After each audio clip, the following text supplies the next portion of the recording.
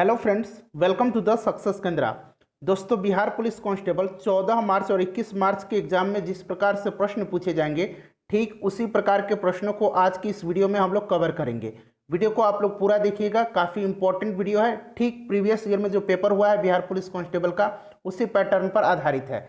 Channel पर अगर आप पहली बार आए हैं तो चैनल को सब्सक्राइब कर लीजिए और बेल आइकन को प्रेस कर लीजिएगा, ताकि जब भी कोई बिहार पुलिस कांस्टेबल से रिलेटेड वीडियो अपलोड किया जाए उसका नोटिफिकेशन तुरंत आपके पास पहुंच जाए। तो चलिए फ्रेंड्स, बिना देरी किए हुए आज का सेशन स्टार्ट करते हैं। वीडियो को लाइक और शेयर जरूर कर दीजिएगा। तो फ्रेंड्स, आज के सेशन का पहला क्वेश्चन देखिए। कौटिल्य के अर्थशास्त्र के अनुसार निम्नलिखित में से कौन राज्य के करों की वसूली के लिए जिम्मेदार था। फ्रेंड्स, यह क्वेश्चन जो है पिछले वर्ष बिहार पुलिस कांस्टेबल के एग्जाम में पूछा जा चुका है। इंपॉर्टेंट क्वेश्चन है। तो राइट आंसर इसका ऑप्शन नंबर ए हो जाएगा, समाहर्ता। देखिए फ्रेंड्स, उद्योगों एवं कारखानों का जो अध्यक्ष होता था वो कर्मांतिक कहलाता था। राजकीय कोष का अध्यक्ष जो होता था वो सन्निधत्ता कहलाता था। तो सबको ध्यान रखिएगा और कोशिश कीजिए आप सभी लोग 5 से 7 सेकंड के अंदर में आंसर देने का। दूसरा क्वेश्चन देखिए, किन दो भौतिक राशियों के मात्रक समान हैं। तो फ्रेंड्स, वेग एवं चाल का जो है मात्रक समान है। ऑप्शन नंबर सी, मीटर पर सेकंड होता है वेग और चाल का मात्रक। नेक्स्ट क्वेश्चन देख लीजिए कि उपसौर की स्थिति कब बनती है। तो आपने फ्रेंड्स उपसौर और अपसौर पढ़ा होगा, ठीक है। तो ध्यान रखिएगा, काफी इंपॉर्टेंट क्वेश्चन है दोनों, उपसौर और अपसौर। उपसौर की स्थिति कब बनती है? जब पृथ्वी जो है सूर्य के अत्यधिक पास होती है तो उपसौर होता है, और यह जो होता है 3 जनवरी के दिन होता है। Right answer option number B हो जाएगा। अपसौर कब होता है? जब पृथ्वी सूर्य से अत्यधिक दूरी पर होती है, 4 जुलाई के दिन। ध्यान रखिएगा।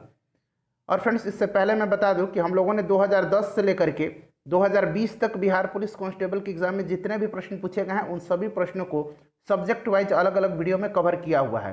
सभी वीडियोज का लिंक आपको इस वीडियो के डिस्क्रिप्शन बॉक्स में मिल जाएगा, बिहार पुलिस कांस्टेबल के नाम से जरूर देख लीजिएगा। उसके बाद चौथा क्वेश्चन देखिए, किस अर्थशास्त्री के अनुसार अर्थशास्त्र मनुष्य के भौतिक कल्याण का अध्ययन है। तो फ्रेंड्स, यह अर्थशास्त्री है Marshall. Option number A right answer हो जाएगा। मार्शल की प्रसिद्ध पुस्तक है, याद रखिएगा, प्रिंसिपल ऑफ इकोनॉमिक्स। ठीक है, प्रश्न पूछा जा सकता है कि प्रिंसिपल ऑफ इकोनॉमिक्स किनकी पुस्तक है, तो मार्शल की है, ध्यान रखिएगा। उसके बाद नेक्स्ट क्वेश्चन देखिए कि बांग्लादेश एक स्वतंत्र राष्ट्र बना।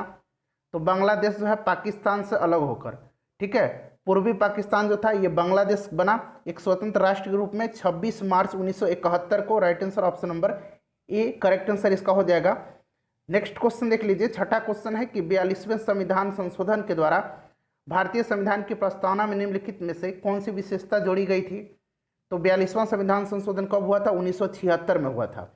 और फ्रेंड्स, इसको लघु संविधान भी कहा जाता है, ध्यान रखिएगा, ठीक है। 42वां संविधान संशोधन को लघु संविधान भी कहा जाता है, और इसके अंतर्गत समाजवादी, धर्मनिरपेक्ष एवं एकता और अखंडता शब्द जोड़ा गया था।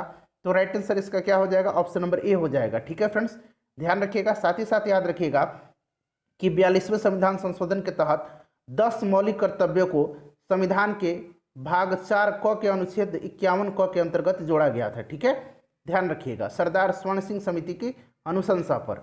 उसके बाद 7वां क्वेश्चन है कि एक श्रृंखला परिमेय में 3 प्रतिरोधक 140 ओम का है, 250 ओम का है और 220 ओम का है, तो परिपथ में कुल प्रतिरोध कितना होगा। तो फ्रेंड्स देखिए, यहाँ जो है किस में है? सीरीज में है, श्रृंखला में है, ठीक है। तो आर इक्विवेलेंट इक्वल टू क्या होता है? आप सभी को पता है कि R1 plus R2 plus R3 होता है, मतलब सबको जोड़ देना है।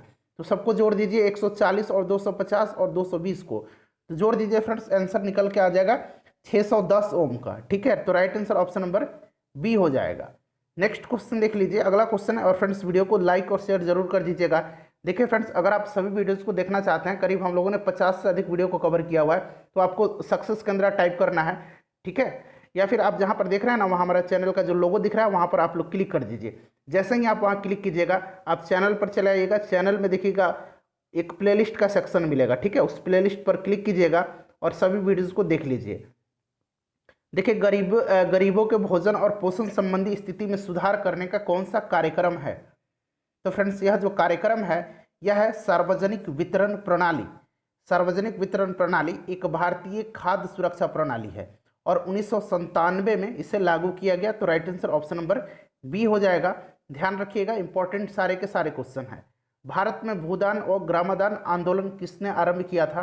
तो भूदान और ग्रामदान आंदोलन जो है यह आचार्य विनोबा भावे ने शुरू किया था। Option number D correct answer हो जाएगा। इंपॉर्टेंट क्वेश्चन है। 1951 में इन्होंने जो है भूदान और ग्रामदान आंदोलन को जो है स्टार्ट किया था, आरंभ किया था। उसके बाद नेक्स्ट क्वेश्चन देखिए कि the passive voice of the following sentence is quinine tests bitter. इसका आपको पैसिव बनाना है। तो फ्रेंड्स इसका पैसिव क्या हो जाएगा, quinine is tested bitter. Option number D सही आंसर इसका हो जाएगा। ठीक है, अगला क्वेश्चन देख लीजिए। अगला क्वेश्चन है कि महात्मा गांधी ने कौन सी पत्रिका शुरू की। तो महात्मा गांधी के द्वारा यंग इंडिया, हरिजन, नवजीवन, हिंद स्वराज, ये सारी जो है पत्रिकाएं या फिर कई समाचार पत्र आरंभ किए गए थे। तो राइट आंसर क्या हो जाएगा, हरिजन। ऑप्शन नंबर सी सही आंसर हो जाएगा। फ्रेंड्स आप सभी लोग वीडियो के लास्ट में अपना स्कोर जरूर कमेंट करके बता दीजिएगा। इसी प्रकार के प्रश्न आपके एग्जाम में देखने को मिलेंगे। उसके बाद देख लीजिए दक्षेस, जिसको कि अंग्रेजी में सार्क कहा जाता है, SAARC। देखिए फ्रेंड्स, सार्क का फुल फॉर्म सबसे पहले मैं आपको बता देता हूँ, south Asian association of regional cooperation. South Asian association of regional cooperation. इसकी स्थापना जो है 8 दिसंबर 1985 को हुई थी। कब, 8 दिसंबर 1985 को बांग्लादेश की जो राजधानी है ढाका, वहीं पर किया गया था। ठीक है, इसका हेडक्वार्टर जो है वो नेपाल की राजधानी काठमांडू में है। और इसके सदस्य देशों की संख्या मैं बताता हूँ, आप उंगली पर काउंट कीजिए। अफगानिस्तान, बांग्लादेश, भूटान, भारत, मालदीव, नेपाल, पाकिस्तान और श्रीलंका, यानी कि टोटल 8 देश जो हैं इसके सदस्य देश हैं। 13 नंबर क्वेश्चन है, भारतीय संविधान की किस अनुसूची का संबंध भाषाओं के साथ है। तो आप सभी को पता है कि 8वीं अनुसूची में कितनी भाषाएं हैं, 22 भाषाएं। अगर पूछा जाए कि मूल रूप से 8वीं अनुसूची में कितनी भाषाएं जोड़ी गई थी, तो 14 भाषाएं जोड़ी गई थी। नेक्स्ट क्वेश्चन देख लीजिए कि सोडा वाटर बनाने के लिए कौन सी गैस प्रयोग की जाती है। तो सोडा वाटर बनाने के लिए कार्बन डाइऑक्साइड गैस यानी कि CO2 का इस्तेमाल किया जाता है। ऑप्शन नंबर सी सही आंसर हो जाएगा। राज्यसभा के सदस्यों का चुनाव कौन करता है। तो देखिए राज्यसभा के सदस्यों का चुनाव जो है ये कौन करता है। तो राइट आंसर बताइए क्या हो जाएगा। सही आंसर इसमें से आपको चुनना है, लोकसभा के सदस्य हो जाएगा। उसके बाद देखिए लोकसभा के सदस्य के अलावा राज्यों की विधानसभाओं के सदस्य भी इसमें माफ कीजिएगा, राज्यसभा के सदस्य पूछा गया है ना। तो राज्यसभा के सदस्यों का चुनाव कौन करता है, राज्य के विधानसभाओं के सदस्य। Option number C right answer हो जाएगा। मैंने उपराष्ट्रपति समझ लिया था, तो right answer option number C हो जाएगा। राष्ट्रपति का चुनाव लोकसभा, राज्यसभा, ठीक है, और राज्य के विधानसभा, और उपराष्ट्रपति लोकसभा और राज्यसभा। नेक्स्ट क्वेश्चन देख लीजिए। अगला क्वेश्चन है कि राष्ट्र संघ के निम्नलिखित उद्देश्यों में से कौन सा सही नहीं है। फ्रेंड्स प्लीज वीडियो को लाइक कर दीजिए और वीडियो को जो देख लीजिएगा तो इसको शेयर जरूर कर दीजिएगा। तो राइट आंसर इसका क्या हो जाएगा, राइट आंसर शांति भंग करने वाले देशों की सरकार को बर्खास्त करना। Option number C right answer हो जाएगा। राष्ट्र संघ की स्थापना कब हुई थी, तो ध्यान रखिएगा 10 जनवरी 1920 को। राष्ट्र संघ की स्थापना 10 जनवरी 1920 को हुई थी। इसका हेडक्वार्टर जो है ये स्विट्जरलैंड के जिनेवा शहर में है। ठीक है फ्रेंड्स, ध्यान रखिएगा। उसके बाद देखिए 17 नंबर की पृथक निर्वाचन पद्धति की शुरुआत निम्न में से किसके द्वारा की गई थी। तो पृथक निर्वाचक पद्धति की जो शुरुआत है यह किया गया था 1909 के मॉर्लेमेंटो सुधार अधिनियम के द्वारा। ठीक है, इसके अंतर्गत जो है मुसलमानों के लिए अलग निर्वाचन क्षेत्र की व्यवस्था की गई थी। ध्यान रखिएगा, इंपॉर्टेंट क्वेश्चन है। अगला क्वेश्चन देख लीजिए। अगला क्वेश्चन है कि थियोसॉफिकल सोसाइटी की स्थापना किसने की थी। तो फ्रेंड्स देखिए ऑप्शन में आपको इनके संस्थापक का नाम तो नहीं दिया गया है, लेकिन देखिए कहीं ना कहीं एनी बेसेंट जो थी इनसे जुड़ी हुई थी। तो अगर देखिए मैं आपको क्लियर कर देता हूँ, थियोसॉफिकल सोसाइटी की स्थापना जो है ध्यान से सुन लीजिएगा किसने किया था। तो मैडम ब्लावत्स्की ने किया था और कर्नल अल्काट ने किया था। कब किया था, तो 1875 ईस्वी में। कहाँ किया था, तो याद रखिएगा न्यूयॉर्क शहर में। ठीक है, किसने, तो मैडम ब्लावत्स्की और कर्नल अल्काट। ठीक है, देखिए अब संस्थापक का तो नाम आपको पता हो गया, लेकिन ऑप्शन में तो मैडम ब्लावत्स्की और कर्नल अल्काट का नाम नहीं दिया गया है। लेकिन मैं बताता हूँ, ये जो कर्नल अल्काट थे ये थियोसॉफिकल सोसाइटी के पहले अध्यक्ष थे। उसके बाद एनी बेसेंट जो थी यह थियोसॉफिकल सोसाइटी की दूसरी अध्यक्ष बनी थी। ठीक है, इसीलिए यहाँ पर ऑप्शन नंबर सी अगर आपको ऑप्शन में इस तरह से मिल जाए तो एनी बेसेंट क्लिक कीजिएगा। अदरवाइज अगर नाम दिया रहे मैडम ब्लावत्स्की और कर्नल अल्काट का तो उस पर टिक लगाइएगा। 1875 ईस्वी में न्यूयॉर्क में। इनमें से कौन राष्ट्र संघ का अंग नहीं है। तो इससे पहले वाले वीडियो में मैंने बताया था आपको कि देखिए राष्ट्र संघ में जो है टोटल 6 अंग हैं। कौन कौन से हैं, तो महासभा, सुरक्षा परिषद, आर्थिक और सामाजिक जो है प्रन्यास परिषद, अंतर्राष्ट्रीय न्यायालय, सचिवालय, ये सभी हैं। ठीक है, तो देखिए इसमें से जो है इसमें से विश्व स्वास्थ्य संघ नहीं है। ठीक है, ध्यान रखिएगा। और वर्तमान में संयुक्त राष्ट्र संघ के महासचिव कौन है? एंटोनियो गुटेरस हैं। उसके बाद देखिए अंग्रेजी सरकार द्वारा किस ईस्वी में सूती वस्त्रों पर आयात कर हटा लिया गया था? तो यह कब हटा लिया गया था? इंपॉर्टेंट क्वेश्चन है। तो 1881 ईस्वी में, ध्यान रखिएगा। ठीक है फ्रेंड्स, उसके बाद नेक्स्ट क्वेश्चन है कि मध्यकालीन भारत कब से कब तक की शताब्दी तक कहा जाता है? तो मध्यकालीन भारत, मध्यकालीन जो समय है इसको 8वीं से 16वीं शताब्दी का जो समय है उसको कहा जाता है। Option number B right answer हो जाएगा। भारत में स्टॉक एक्सचेंजों का नियमन करने वाली बॉडी कौन सी है? तो फ्रेंड्स यह जो बॉडी है, ध्यान रखिएगा, यह है भारतीय प्रतिभूति एवं विनिमय बोर्ड, यानी कि सेबी। सेबी की स्थापना कब हुई थी? तो देखिए फ्रेंड्स, सेबी का स्थापना 1988 में हुई थी। ठीक है, और 3 जनवरी 1992 से सेबी को म्यूचुअल फंड एवं स्टॉक मार्केट को नियंत्रित करने का अधिकार दिया गया था। राइट आंसर ऑप्शन नंबर ए सेबी हो जाएगा। पीतल किसका मिश्र धातु है? तो पीतल जो है यह तांबा और जिंक का मिश्र धातु है। राइट आंसर ऑप्शन नंबर क्या हो जाएगा? तांबा और जस्ता का।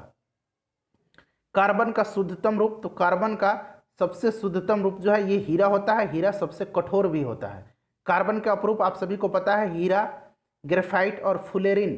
ठीक है, फुलेरिन याद रखिएगा, 3 अपरूप हैं, ध्यान रखिएगा। नेक्स्ट क्वेश्चन देखिए कि समीकरण V = U+AT क्या जानकारी देता है? तो V = V देखिए क्या है? फाइनल वेलोसिटी है, U जो है इनिशियल वेलोसिटी है, A जो है एक्सेलरेशन है और T जो है टाइम है। तो फ्रेंड्स यह वेग समय का एक फंक्शन है। ऑप्शन नंबर बी सही आंसर इसका हो जाएगा। उसके बाद देखिए राजनीति कभी धर्म से अलग नहीं हो सकती है, यह कथन किसका था? तो यह कथन जो है महात्मा गांधी जी का था। ऑप्शन नंबर सी सही आंसर हो जाएगा। उसके बाद देखिए form a new word from the following word by using N appropriate prefix out of the prefixes given below. तो एबिलिटी में कौन सा प्रीफिक्स लगेगा? इनएबिलिटी होता है, आपने पढ़ा होगा इनएबिलिटी। ठीक है, तो राइट आंसर क्या हो जाएगा? राइट आंसर ऑप्शन नंबर ए हो जाएगा। उसके बाद देखिए 28 नंबर की नाथुला दर्रा किस राज्य में स्थित है? तो नाथुला दर्रा जो है सिक्किम में है। ठीक है, जलेस्पा दर्रा भी पूछा जाता है। जलेस्पा दर्रा कहाँ है? तो यह भी सिक्किम में ही है, ध्यान रखिएगा। वनस्पति जो विषुवतरेखीय वनों से संबंधित नहीं है वह है, इंपॉर्टेंट क्वेश्चन है फ्रेंड्स। तो देखिए फ्रेंड्स, इसमें से अकेसिया जो है यह विषुवतरेखीय वनों से संबंधित नहीं है। अकेसिया जो है एक प्रकार की रेगिस्तानी वनस्पति है। ठीक है, सरदार सरोवर बांध किस नदी पर स्थित है? तो आप सभी को पता है, नर्मदा नदी पर स्थित है। उसके बाद देखिए वायु में कार्बन डाइऑक्साइड गैस की प्रतिशत की मात्रा कितनी है? तो यह है 0.03%, यानी कि option number B right answer हो जाएगा। और वायु में सबसे अधिक मात्रा नाइट्रोजन की है, कितनी? तो 78.03%, याद रखिएगा। ठीक है, उसके बाद देख लीजिए 32 नंबर क्वेश्चन कि प्रति विषुवतीय धाराओं की प्रवाह दिशा होती है। तो सबसे पहले आप समझ लीजिए कि यह प्रति विषुवतीय धारा होती क्या है। ठीक है, तो देखिए फ्रेंड्स, पृथ्वी के मानचित्र पर यहाँ पर समझ लीजिए, देखिए उत्तरी तथा दक्षिणी विषुवतरेखीय धाराओं के मध्य पश्चिम से पूर्व दिशा में प्रवाहित होने वाली धारा को प्रति विषुवतरेखीय धारा कहा जाता है। ठीक है, और राइट आंसर इसका क्या हो जाएगा? इसका राइट आंसर जो है ऑप्शन नंबर डी हो जाएगा, पश्चिम से पूर्व। ठीक है, चलिए नेक्स्ट क्वेश्चन देख लीजिए। अगला क्वेश्चन हमारा कि समान वायु दाब वाले स्थानों से गुजरने वाली काल्पनिक रेखा क्या कहते हैं? तो सुबह वाले वीडियो में मैंने बताया था, समान दाब वाली जो रेखाएं हैं उनको आइसोबार्स कहा जाता है, यानी कि option number C right answer हो जाएगा, आइसोबार हो जाएगा। ठीक है, समदाब रेखाएं इंपॉर्टेंट है, ध्यान रखिएगा। आइसोथर्म जो है ये क्या है फ्रेंड्स? देखिए आइसोथर्म जो है मानचित्र पर समान तापमान के स्थानों को मिलाने वाली खींची गई रेखाएं हैं। ठीक है, जिसको हिंदी में समताप रेखा कहा जाता है। आइसोहाइट जो है इसके बारे में भी जान लीजिए। देखिए आइसोहाइट जो है समान वर्षा वाले स्थानों को जोड़ने वाली रेखा है, यानी कि समवर्षा दर्शक रेखा इसको हिंदी में कहा जाता है। कंटूर रेखा जो है यह मानचित्र पर खींची गई वह रेखा है जो महासागर के उन स्थानों को मिलाती है जहां पर समान लवणता पाई जाती है। ठीक है, चलिए नेक्स्ट क्वेश्चन देख लीजिएगा कि जीव जो सूर्य के प्रकाश की उपस्थिति में अपना भोजन बनाते हैं क्या कहलाते हैं? तो फ्रेंड्स यह जो है क्या कहलाते हैं? प्रोड्यूसर कहलाते हैं, उत्पादक कहलाते हैं। Option number B correct answer हो जाएगा। नदी जो पूर्व से पश्चिम प्रवाहित नहीं होती है, तो देखिए पूर्व से पश्चिम की ओर जो प्रवाहित होने वाली नदियां हैं उनमें से कौन कौन सी नदी हैं, तो देखिए प्रायद्वीपीय भारत में पश्चिम प्रवाह वाली प्रमुख नदी जो है साबरमती है, माही है, नर्मदा है, ताप्ती है और लूनी है। ठीक है, राइट आंसर इसमें से जो हो जाएगा चंबल नहीं है, इंपॉर्टेंट है, ध्यान रखिएगा। नेक्स्ट क्वेश्चन देखिएगा कि निम्नलिखित में से कौन खाद्य फसल नहीं है, तो इसमें से चाय जो है खाद्य फसल नहीं है। ठीक है, ध्यान रखिएगा, चाय जो है खाद्य फसल नहीं है, चाय कॉफी जो है ये बागानी फसल के अंतर्गत आते हैं। निम्नलिखित में से कौन सा कारक विषम जलवायु प्रकार के लिए मुख्यतः उत्तरदायी है, तो फ्रेंड्स यह कारक है सागर से दूरी। Option number C right answer इसका हो जाएगा भूकंप से संबंधित अध्ययन कहलाता है। तो भूकंप से संबंधित अध्ययन जो है सिस्मोलॉजी कहलाता है। सिस्मोग्राफ आप समझते हैं, जानते हैं, जो भूकंप को जो मापा जाता है जिस स्केल पर उसको जो है रिएक्टर स्केल कहा जाता है, और जो ग्राफ पर जो है अब ग्राफ देखते हैं ना, ग्राफ पर जो दर्शाया जाता है उसको सिस्मोग्राफ कहा जाता है। उसके बाद देखिए लिग्नाइट किस प्रकार का कोयला है, तो लिग्नाइट जो है निम्न स्तर का कोयला है, और एंथ्रासाइट जो है एंथ्रासाइट सबसे उच्च किस्म का कोयला है। यहाँ मैं लिख देता हूँ एंथ्रासाइट। ठीक है फ्रेंड्स, और बिटुमिनस पूछा जाता है कि बिटुमिनस किस प्रकार का कोयला है, तो यह जो है मध्यम किस्म का कोयला है और सर्वाधिक उपयोग में यही लाया जाता है। गेहूं किस प्रकार की जलवायु की फसल है, तो गेहूं जो है यह शीतोष्ण जलवायु की फसल है। Option number D right answer हो जाएगा। इंडियन कॉपर कॉर्पोरेशन कहाँ स्थित है, तो इंडियन कॉपर कॉर्पोरेशन जो है यह घाटशिला झारखंड में स्थित है। ध्यान रखिएगा, इंपॉर्टेंट क्वेश्चन है। निम्न में से कौन सा राज्य गेहूं के उत्पादन में प्रथम स्थान रखता है, तो गेहूं के उत्पादन में प्रथम स्थान रखता है, आप कमेंट करके बताइए कौन सा राज्य है। ठीक है, उसके बाद देखिए वायुमंडल की वह परत जो पृथ्वी पर रेडियो प्रसारण के लिए उत्तरदायी है, तो रेडियो प्रसारण के लिए आयन मंडल है। मोस्ट इंपॉर्टेंट क्वेश्चन है। ठीक है, आयन मंडल है। क्षोभ मंडल जो है यह सबसे निचली परत है, इसी में जो है सारी जो है मंडलीय घटनाएं घटित होती है। इसके बाद समताप मंडल आता है। समताप मंडल में कोई भी वायुमंडलीय घटनाएं घटित नहीं होती है। वायुयान उड़ाने के लिए सबसे आदर्श जो है मंडल माना जाता है समताप मंडल। ओजोन मंडल जो है आप समझते हैं। नेक्स्ट क्वेश्चन देखिए कि स्टेलेक्टाइट स्थलाकृति का निर्माण होता है, तो स्टेलेक्टाइट जो है यह स्थलाकृति जो है किसके द्वारा इसका निर्माण होता है, तो भूमिगत जल के द्वारा। ऑप्शन नंबर बी सही आंसर हो जाएगा। भारत का सबसे लंबा बांध कौन सा है, तो सबसे लंबा बांध जो है यह हीराकुंड है, और हीराकुंड जो है यह किस नदी पर स्थित है, महानदी पर स्थित है। कहाँ, उड़ीसा में। ठीक है, ध्यान रखिएगा। उसके बाद देख लीजिए कि पृथ्वी के भूपृष्ठीय स्तर को इस नाम से भी जाना जाता है, तो भूपृष्ठीय स्तर पूछा गया है, तो सियाल। ठीक है, सियाल के नाम से जाना जाता है। उसके बाद बीच वाला जो है सीमा होता है, और सबसे नीचे जो है निफे होता है। सियाल, सीमा, निफे, ये क्रम होता है। सियाल सबसे ऊपर, फिर सीमा, फिर निफे। नेक्स्ट क्वेश्चन देखिए, किस अंग्रेज ने पहली बार भगवत गीता का अंग्रेजी में अनुवाद किया था, तो भगवत गीता का अनुवाद जो है चार्ल्स विल्किंस ने किया था। Option number B right answer इसका हो जाएगा। निम्न में से किस भारतीय शासक ने आधुनिक तर्ज पर विदेशों में अपना दूतावास खोला था, तो यह शासक था हैदर अली, माफ कीजिएगा Tipu Sultan. Option number D right answer हो जाएगा टीपू सुल्तान। ठीक है, टीपू सुल्तान को शेर मैसूर के नाम से भी जाना जाता है। नेक्स्ट क्वेश्चन देखिए, संविधान के किस अनुच्छेद के अंतर्गत प्रत्येक राज्य अपनी मातृभाषा का प्रसार एवं अनुदेश प्राथमिक शिक्षा में लागू कर सकता है, तो यह आर्टिकल जो है राज्य के नीति निर्देशक सिद्धांत के अंतर्गत आता है 350A। ठीक है, ध्यान रखिएगा, यह 350 को एक ही बात है। 351 में क्या है, तो 351 भी राज्य के नीति निर्देशक सिद्धांत में ही आता है, और इसमें है हिंदी को प्रोत्साहन देना है। इसमें क्या कहा गया है, हिंदी को प्रोत्साहन देना है। 50 नंबर क्वेश्चन देखिए कि हड़प्पा कालीन सभ्यता का विशाल कोठार जो है जिसको अनाज संग्रह स्थल कहा जाता है, कहाँ से मिलता है, तो फ्रेंड्स यह जो मिलता है मोहनजोदाड़ो से मिलता है। ऑप्शन नंबर ए। ठीक है, विशाल कोठार जो है अन्नागार और स्नानागार ये दोनों जो है कहाँ से मिले हैं, मोहनजोदड़ो से ही मिले हैं। ठीक है, तो फ्रेंड्स 50 क्वेश्चन हम लोगों ने कवर किए हैं। अपना स्कोर आप कमेंट करके बता दीजिएगा। सभी इंपॉर्टेंट वीडियोस का लिंक आपको इस वीडियो के डिस्क्रिप्शन बॉक्स में मिल जाएगा, देख लीजिएगा। मिलते हैं नेक्स्ट वीडियो में। Thanks for watching.